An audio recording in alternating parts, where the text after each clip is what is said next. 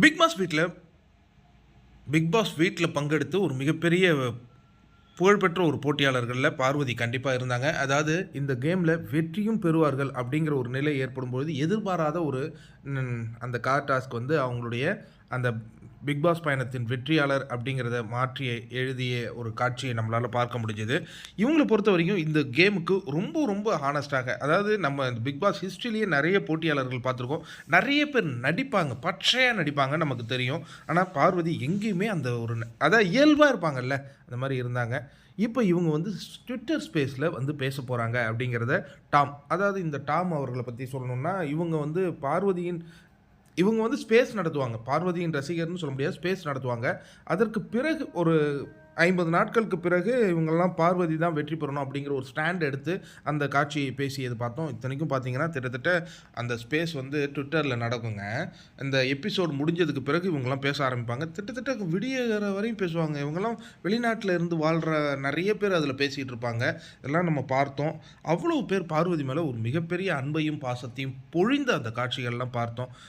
ரொம்ப அற்புதமாக இருக்கும். அதாவது அந்த டாம் அவர்கள் வந்து ஒரு அநியாயம் நடக்கும்பொழுது அந்த பிக் பாஸ் வீட்டில் இவங்க தனக்கான அந்த பெண்ணுக்கான ஒரு குரலை கொடுப்பாங்க.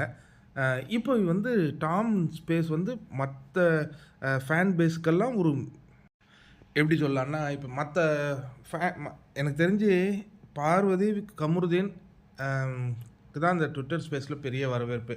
அடுத்தது கானா வினோத்துக்கு கொஞ்சம் இருக்கும். மற்ற யாருக்குமே கிடையாதுங்க. திவ்யாவுக்கெல்லாம் சுத்தமாக ஃபேன் பேஸே கிடையாது. நீங்கள் நம்புவீங்களா என்னன்னு எனக்கு தெரியாது. திவ்யாவுக்காக அந்த ட்விட்டர் ஸ்பேஸ் போட்டு யாருமே பேசுனது கிடையாது. யாரோ ஒரு 3 பேர் அடிக்கடி வருவாங்க, போயிடுவாங்க, அவ்வளோதான்.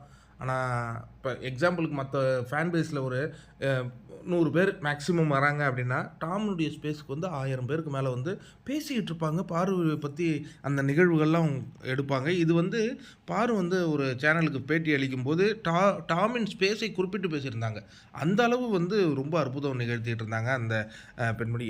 அந்த ரெட் கார்டு தாங்க, ரெட் கார்டு இல்லை, அந்த கார் டாஸ்க்கு தாங்க எல்லாத்தையும் மாற்றி விட்டுடுச்சு. இப்போ டாமின் ஸ்பேஸுக்கு 14ஆம் தேதி 6 மணி வராங்க. அதாவது உங்கள் எல்லாருக்கும் தெரியும் 14ஆம் தேதிங்கிறது ஒரு வேலண்டைன்ஸ் டே. விஜய் பாரு வந்து அங்கே தான் இந்த வேலண்டைன்ஸ் டே செலிப்ரேட் பண்ணுவதற்காக அந்த ஏதோ ஒரு ஊருக்கு போயிருந்தாங்க. அவங்க ரிட்டர்ன் ஆகிட்டாங்களா என்னன்னு நமக்கு தெரியாது. பட் டாமின் ஸ்பேஸ்க்கு வரதாக அவங்க வாக்குறுதி கொடுத்துருக்காங்க. இதை டாம் வந்து அதிகாரப்பூர்வமாக அவங்களுடைய ட்விட்டர் தளத்திலேயே அறிவிச்சிருக்காங்க.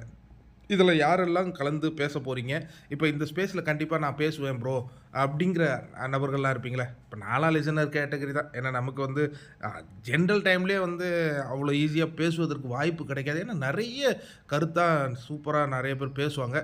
கண்டிப்பாக நம்ம ஒரு லிசனராக இருந்து இதை கேட்போம். பார்வையின் பேச்சு எப்படி இருக்குன்னு பார்ப்போம்.